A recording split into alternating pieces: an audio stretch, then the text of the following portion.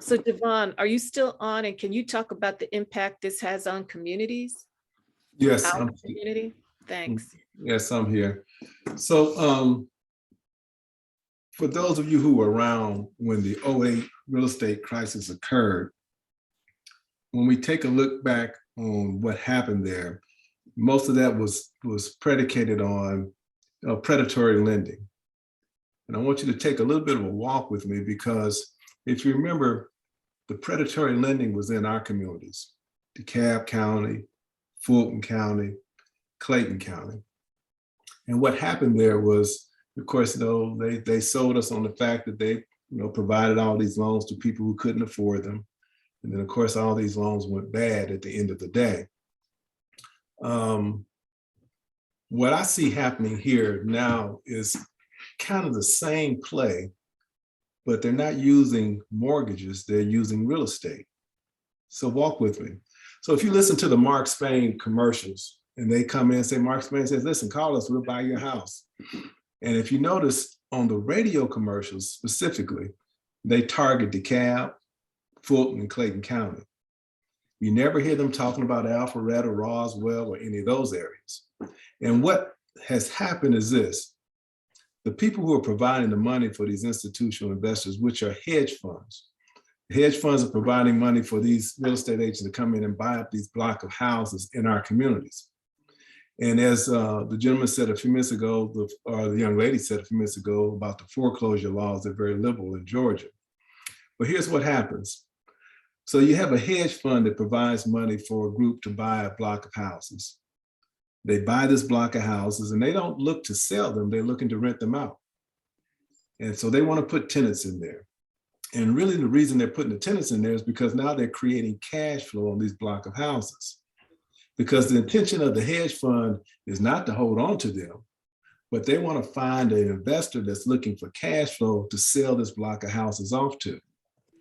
So just like the '08 crisis, the hedge fund people have then gone to someone like Standard & Poor's, said, listen, we've got this group of residential houses. It's giving off $10 million a month in revenues. We think these are safe investments. So Standard & Poor's will go in and maybe rate this block that they have as Class A investments. And a Class A investment basically says it's a low probability that this will default. Well, the truth of the matter, just like the subprime lending area, they knew that those loans were going to default somewhere down the road. Well, they know that these residential houses aren't going to continue to be rented out. But what the hedge fund is looking to do is to package this all together, make it look like it's a great investment, and then they're going to sell this to an investor. And it probably will be a foreign investor. Foreigners love to invest in American soil. And what that foreign investor is doing, he's just looking for cash flow. He's just going to put a block of money someplace. He's looking for the cash flow and looking what the return or the interest is going to be on that cash flow. Well, where the story gets really icky is this. So that hedge fund that put this all together, at the same time he sells that off to the investor, he actually goes out and buys insurance from an insurance company and says, hey, I've sold this investment to this investors. I got a feeling that it's not going to last very long. And what the insurance companies do, they'll calculate their risk on this and they'll sell them a product. So say the hedge fund says, listen, I need to buy some insurance for $10 million that this deal is going to go bad. The insurance company says, okay, it's fine. Give us $6 million. If it goes bad, we'll give you $10 million in 5 years. Well, the hedge fund person already knows it's going to go bad. And quite often, the insurance company already knows it's going to go bad. So what the insurance company will do, they're going to take that $6 million. They're going to go out and buy a $20 million annuity, getting prepared for this thing to fall apart. So 2 or 3 years down the road, these renters, they stop paying the rent. That end investor is over there looking at his cash flow. Instead of it being $10 million, now it's like $6 or $7 million. So it's not what he thought it would be. But because he's such a big investor, this is just one part of his portfolio. So what they'll do is one of two things. That end investor at some point will probably end up dumping all these houses and getting out of it because it's not getting the return that they thought that they would get. So you have to remember, this end investor is not in our community. They're not even in our state. They don't really care. So what I say to people is this: we have to watch. So yeah, it's great that we're getting these great values for the houses right now. And as the young ladies pointed out, the problem is you can sell it now, but where can you go?